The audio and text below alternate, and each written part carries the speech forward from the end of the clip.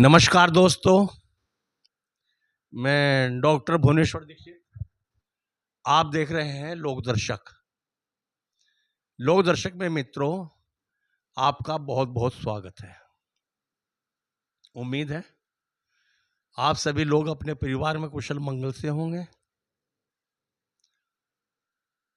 ये राशन विक्रेताओं के लिए कुछ अपडेट्स हैं, क्योंकि हमारे जो व्यूवर्स हैं ज़्यादातर इस राशन विक्रेता हैं और उनके दुख दर्द, उनकी समस्याएं, उनको उठाने का हमारा फर्ज है। कल वीडियो हमने शूट की थी।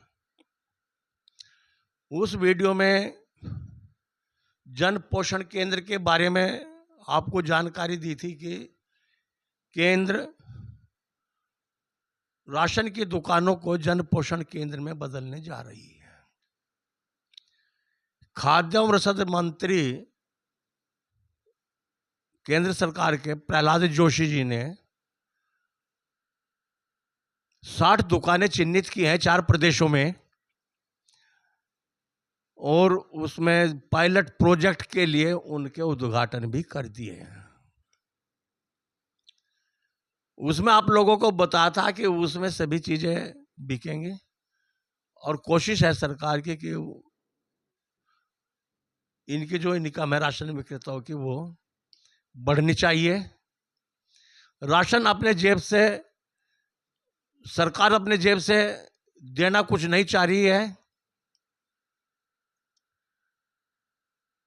अपना वे थोक मार्केट से खरीदेंगे और सामान बेचेंगे। फिलहाल जो जानकारी हमारे पास ये है, हो सकता है कि भविष्य में खाद्यान्न की आपूर्ति के लिए जो भी सामग्री होगी उसमें कुछ व्यवस्था हो सकती है। तो देखो, वो हम फिलहाल नहीं कह सकते। इस वीडियो में हमने बताया था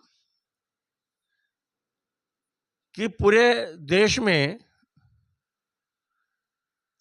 5,38,000 दुकानें हैं, जो वास्तव में है 5,38,000 के करीब। किंतु गलती से वीडियो में मैंने 5 करोड़ बता दिया था, तो ये गलत आंकड़े देने के कारण मैं आपसे क्षमा प्रार्थी हूँ। वो गलती से दिए गए, हालांकि 5,38,000 दुकानें हैं, तो इसमें 5 करोड़ के बजाय उसे 5,38,000 दुकानें ही समझना। और कुछ बातें हुई बताई आपको, तो आपने ध्यान दिया, वीडियो अच्छी चली है, बहुत लोगों ने देखी है, पसंद की है। हमारा प्रयास यह रहता है कि वीडियो भले ही शूट ना हो, किंतु जो भी हम सूचना दें आपको, सच्ची सूचना दें और प्रामाणिक दें। हमारी भाषा पर मत जाइए। हमारे इस क्षेत्र की भाषा खड़ी बोली है। गांव के हम रहने वाले हैं, देहात के, और देहात के शब्दों का पुट बोलचाल में आ ही जाता है। हमारे पास में बागपत बड़ौत है, वहां की भाषा हमारे से भी ज्यादा कुछ कठोर है। ऐसा लगता है कि जैसे वो गुस्से में बोल रहे हैं। तो भाषा पर ध्यान ना दें, अपना जो तथ्य हैं, जो तथ्य हम आपको देना चाह रहे हैं, उन तथ्य को ग्रहण करें और उन्हें समझें। आज के जो अपडेट्स हैं वो आपको बताएंगे।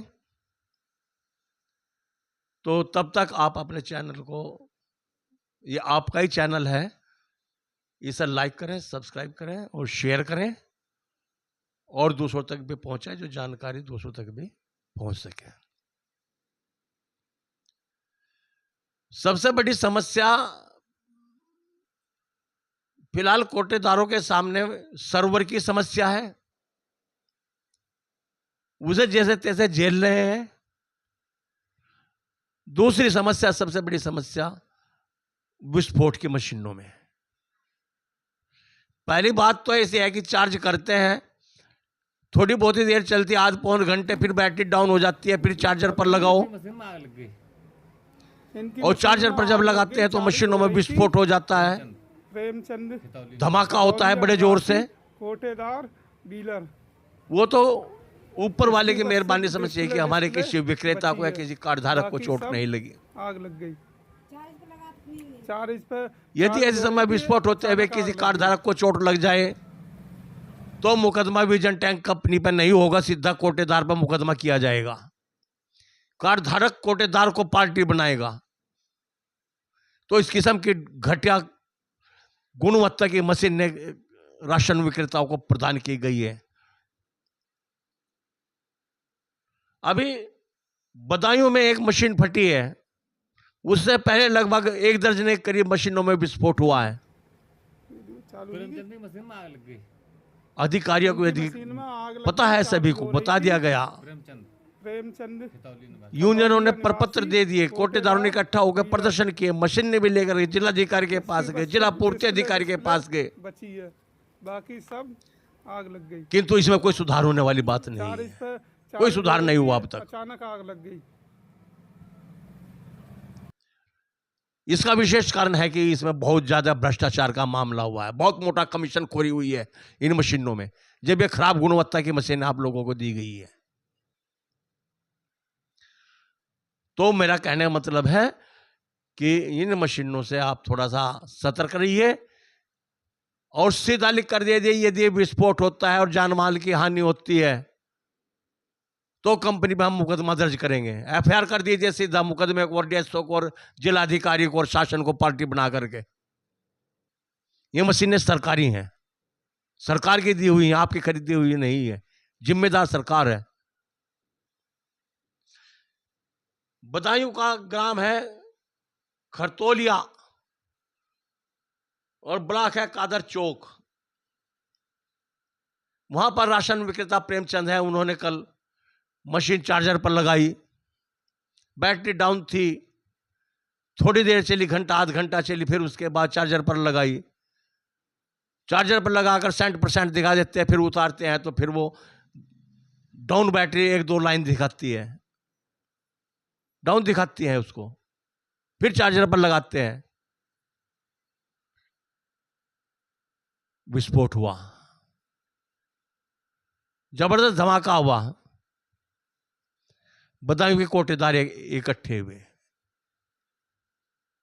आज में लोग कोटेदार सभी इकट्ठा होकर के जिला प्रशासन पर जाएंगे, जिलाधिकारी डीएसओ को जाएंगे, वहां पर ज्ञापन देंगे और स्पष्ट उन्होंने कहा कि अगर भविष्य में बदायूं में इस प्रकार की कोई घटना होती है तो उन पर एफआईआर दर्ज की जाएगी, मुकदमा दर्ज कराया जाएगा। तो मेरे दोस्तों, आप सभी से निवेदन है, हाथ जोड़ के विनती है कि इन जो मशीनें हैं खराब गुणवत्ता की, इनसे सावधान रहना और लिख कर दे दिया सभी जिलों तक कि भाई यदि कहीं माल जान का नुकसान होता है तो जिम्मेदार आप हैं। ये परसों हमने भी पत्र लिखवाया था, पदाधिकारी हमारे कुछ लगे हुए हैं, पत्र लिखा था, कहाँ देंगे, डॉक से भेजेंगे, किसके माध्यम से भेजेंगे, ये तो हम नहीं कह सकते, किंतु उसमें मशीनों का हमने जवाहर भवन में जरूर इसका उल्लेख किया था कि मशीनों की तरफ ध्यान दिया, खराब गुणवत्ता की मशीनें हैं, इन्हें बदला जाए। तो इसमें सावधान रहने की बात है, बार बार विस्फोट हो रहे हैं। दूसरी जो अपडेट्स है वो है फतेहाबाद थाना है, डोकिया क्षेत्र वाजिदपुर, वहां पर 11 कुंटल चावल पकड़ा गया है। लोगों ने मैक्स में 11 कुंटल चावल था टेम्पो में, मैक्स में छोटे ट्रक में, लोगों ने इसे घेर लिया और नाम ले लिया कोटेदार का। हालांकि कोटेदार के राशन की पुष्टि नहीं हो सकी क्योंकि पूरा मामला दिन का था, दोपहर का था। और मामला क्या था जो मैं आपको बताता हूं, वो आपका क्षेत्र में भी खेल हो रहा है और सभी जिलों में और सभी जगह हो रहा है। कुछ लोग मोटरसाइकिल पर कांटा और 2 बराबर में बोरे लटका के निकलते और ये कहते हैं कोटे के चावल दे दो, कोटे के चावल दे दो, या मोटे चावल दे दो और बासमती के ले लो। तो जो राशन विक्रेता है पात्रों में राशन लेते हैं, घर पर बासमती का खाते हैं, 3 रुपए किलो लेते हैं। और 3 कहाँ, आप तो मुफ्त में चल रहा है। मुफ्त का राशन है, उसे उन लोगों को बेचते हैं और वहां से अच्छा क्वालिटी का बढ़िया बासमती का चावल लेते हैं। मैंने कुछ कोटेदारों को कहा, ग्रुप में भी डाला था कि भैया आप इन पे थोड़ा सा लगाम लगाएं। यदि कोई इनको पकड़ता है तो वो कहेंगे मैं कोटे की दुकान से लेकर आया हूं, कोटे के चावल हैं। हमारे सहारनपुर में एक मामला हुआ था, वो दुकान आज तक निरस्त पड़ी हुई है। कोई चावल खरीद कर लेकर आया और लेकर के वो चला जा रहा था। राशन विक्रेता के जो खिलाफ पार्टी थी उन्होंने उसे पकड़ लिया, कहने क्या है इसमें, कहने लगे कि इसमें चावल है। कहां से लेकर आए, कहने मैं खरीद के लेकर आया। कहां से लेकर आया, कोटे की दुकान से खरीद के लेकर आया, राशन की दुकान से खरीद के लेकर अपने बचने के लिए। कह दिया कि भाई यहां पर जो राशन की दुकान है या फलाने उसकी दुकान है, फलाने दुकानदार की दुकान है। पार्षद बुला लिए, भाजपा के सांसद बुला लिए, भाजपा के विधायक बुला लिए, सभी कार्यकर्ता बुला लिए, उसे रेडियो को चारों तरफ से घेर लिया और मुकदमा दर्ज राशन की दुकान पर हुआ। वो दुकान निरस्त की गई और मामला माननीय उच्च न्यायालय में विचाराधीन है। और उस सदमे में महिला के नाम दुकान थी, उसके पति हार्ट अटैक से एक्सपायर हो गए।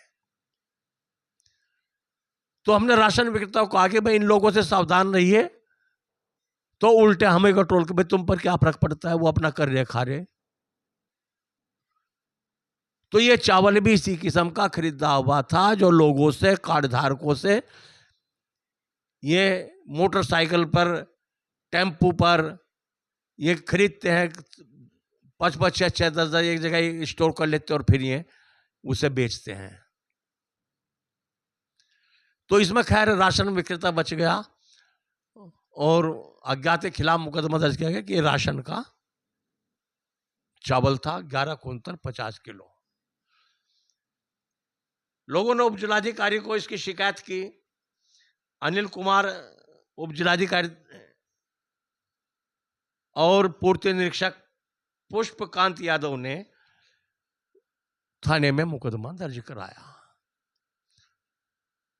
तो इसमें यह भी ध्यान देने वाली बात है कि जो ये ऐसे लोग आते हैं खरीदने के लिए, ये आपके लिए खतरा है, दुकानदारों के लिए खतरा है। आप ब्लैक मार्केटिंग करें या ना करें, किंतु आपका नाम जरूर आएगा। करने वाले दूसरे हैं, नाम आपका आएगा, बदनाम आप हैं। तीसरी अपडेट्स, मानव संपदा पोर्टल है। उस मानव संपदा पोर्टल पर जितने भी राज्य कर्मचारी हैं वे सभी उस पर पंजीकृत हैं। तो उत्तर प्रदेश सरकार ने शासनादेश जारी किया कि 31/7/24 तक सभी कर्मचारी अपनी संपत्ति का चल का अचल का विवरण मानव संपदा पोर्टल पर डालें, किंतु संख्या के सापेक्ष बहुत कम राज्य कर्मचारियों ने उस मानव संपदा पर पोर्टल पर अपने संपत्ति का विवरण दर्ज कराया। और वो कराया, उन लोगों ने कराया जो बेचारे अपने तनख्वाह पर, अपने वेतन पर ही वो गुजारा चलाते हैं। किंतु जो मेज के नीचे वाले हैं, जो दिन के डकैत हैं, उन्होंने अब तक वहां पर कोई भी इस पर दर्ज नहीं कराया। उन्हें पता है कि वो कुछ लिखेंगे और जांच होगी तो उससे ज्यादा आएगा, उन पर और मुकदमा दर्ज होगा। तो सरकार ने कहा है कि 31 अगस्त तक जो भी मानव संपदा पोर्टल पर अपनी संपत्ति का विवरण नहीं देगा, आदेश तो यह था कि 30/7/24 तक, किंतु 31/7/24 तक नहीं हुआ। 31/8/24 डेट बढ़ा दी। यदि वो नहीं दे रहे हैं तो उनका वेतन रोक दिया जाएगा। अब जो आज की विशेष खबर है वो मैं आपको बताने जा रहा हूं कि उच्च न्यायालय में क्या होने जा रहा है, क्या हुआ है। तो इसे आप गौर से देखना, सुनना। जैसा कि आप सभी को पता है कि KYC के लिए राज्य सरकार ने उत्तर प्रदेश में आदेश किया, हालांकि केंद्र सरकार करवा रही है पूरे देश में। पूरे देश में इसलिए करवा रही है कि राशन कार्ड में दर्ज कुछ यूनिट ऐसी हैं जो मृतक हो चुके हैं या जिनकी शादी हो चुकी है या वो अपना स्थान छोड़कर चले गए हैं। किसी के 6 बच्चे हैं, 6 बच्चे में से उसकी मां रह रही है या उसका भाई रह रहा है, वो सभी का राशन ले रहा है। यदि राशन विक्रेता कहते हैं कि फलाना आदमी मर गया, कहने लगे भाई तुम्हारी मशीन में तो आ रहा है, आप दो, जब इसका आ रहा है।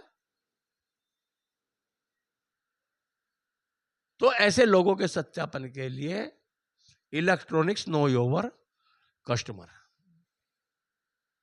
KYC, electronics know your customer, इसकी फुल फॉर्म है, उसके आदेश जारी किए। किंतु इस KYC को करवाने के एवज में कोई भी पारिश्रमिक राज्य सरकार ने तय नहीं किया। राशन विक्रेताओं के संगठनों ने इसका विरोध किया, बहिष्कार किया। किंतु पूर्ति निरीक्षक और जिला पूर्ति अधिकारी के दबाव के कई जगह नोटिस भी आए, उन्हें डराया जा रहा है, धमकाया जा रहा है, प्रेशर में लिया जा रहा है कि KYC कीजिए, किंतु उसका पारिश्रमिक देने के लिए कोई भी तैयार नहीं है। संगठनों ने लिखा कि भाई KYC कर देंगे, आप उन्हें 20 रुपए प्रति KYC इन्हें पारिश्रमिक दिया जाए।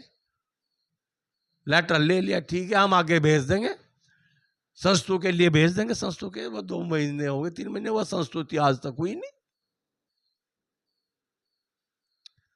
तो इस मैटर को लेकर चंदौली से रमेश कुमार पांडे वो इलाहाबाद पहुंचे। कई बार मैं आपको बता चुका हूं कि 3 याचिकाएं उनकी पड़ी हुई है और चौथी याचिका KYC के मामले में वो डिवीजन बेंच में वो डाली गई है। हमने वीडियो शूट की थी। उस वीडियो शूट में हमने भारतीय अनुच्छेद का हवाला दिया था कि आर्टिकल 23 और 24 के अनुसार यदि कोई बिना पारिश्रमिक दिए काम कराता है तो वो शोषण माना जाता है और ये असंवैधानिक है, और सरकार पारिश्रमिक नहीं दे रही है, इसलिए असंवैधानिक मामला है। इस मैटर को हमने मानवाधिकार को भी लिखा, विश्व मानवाधिकार संरक्षण आयोग के लेटर पैड पर, और इस आर्टिकल का हमने उसमें उल्लेख किया कि आर्टिकल 23-24 के अनुसार ये असंवैधानिक रूप से राशन विक्रेताओं का शोषण कर रहे हैं। तो वो मामला जो हाई कोर्ट के वकील हैं सुभाष चंद्र यादव, वहां तक भी पहुंचा। उन्होंने कहा कि भाई ये तो आर्टिकल बहुत अच्छा लिखा गया है, इसमें तो जवाब तलब हो जाएंगे। तो ये मामला डिवीजन बेंच में दर्ज हो चुका है। 2 किस्म की बेंच होती है हाई कोर्ट में, आपको बता दें, एक एकल जज एकल न्यायमूर्ति बैठता है और एक में डिवीजन बेंच में 2 जज भी होते हैं, 3 जज भी होते हैं, 4 भी होते हैं, 5 की भी बैच बन जाती है, 7 की बैच बन जाती है। बड़ी बेंच वो बनती है जिसमें मामला कोई गंभीर हो, जैसे बाबरी मस्जिद का मामला था, राम जन्मभूमि का मामला था, या कोई ऐसा संवेदनशील मामला है तो उसमें कोर्ट स्वतः संज्ञान लेकर के बेंच गठित कर देता है। उसमें 4 न्यायमूर्ति, 5 न्यायमूर्ति या 6 न्यायमूर्ति वो बराबर नहीं होते हैं। उसमें या तो 3 की बेंच बनेगी, उसमें 3 न्यायमूर्ति होंगे, या 5 होंगे, या 7 होंगे, क्योंकि वे अपना अलग अलग फैसला लिखते हैं और जिसके वोट ज्यादा होते हैं वो फैसला मान्य होता है। तो दोस्तों, ये जो मामला है केवाईसी का, ये डिवीजन बेंच में जा चुका है और डिवीजन बेंच में दाखिल करते हैं जो पहले रिट पड़ी हुई थी 20/530/2024, उसका हवाला भी दिया गया है। क्योंकि यदि उसका हवाला नहीं देते तो उल्टा मुकदमा, केस, तथ्य छिपाने का वो जो पेटिशनर है उस पर हो सकता था। वो तथ्य नहीं छिपाया गया। उन्होंने कहा, बताया कि भाई हमने ये याचिका भी डाल रखी है, तो उसे भी उस याचिका के साथ ही जोड़ दिया जाएगा। और उम्मीद है कि पहली बहस पर ही जो सुनने में आ रहा है इस पर ही डिसीजन हो सकता है। और वो उम्मीद है कि जल्दी ही सुनवाई होगी। अभी मैंने नेट पर नहीं देखा कि क्या प्रतिक्रिया चल रही है, किंतु अगले हफ्ते उस पर सुनवाई होने की संभावना है। आप देखते रहिए लोक दर्शक, और सब्सक्राइब कीजिए, शेयर कीजिए और लाइक कीजिए, और कमेंट्स करना ना भूलें, और ये ना लिखना भूलें कि हम कहां से हैं। कुछ हमारे व्यूअर्स हैं, मैंने कई वीडियो में आपको बता दिया कि एक डिस्क्रिप्शन होता है जहां ऊपर टाइटल लिखा होता है, उसके नीचे बारीक बारीक लिखा होता है, फिर मोर लिखा होता है, MORE, मोर। उस आप क्लिक कीजिए तो वो डिस्क्रिप्शन सारा खुलकर आ जाएगा। उस डिस्क्रिप्शन में नीचे हमारे कीवर्ड्स हैं जो यूट्यूब के होते हैं, फिर सबसे नीचे लास्ट में उसका चैनल का लिंक होता है, और हमारा व्हाट्सएप नंबर और मोबाइल नंबर लिखा हुआ होता है।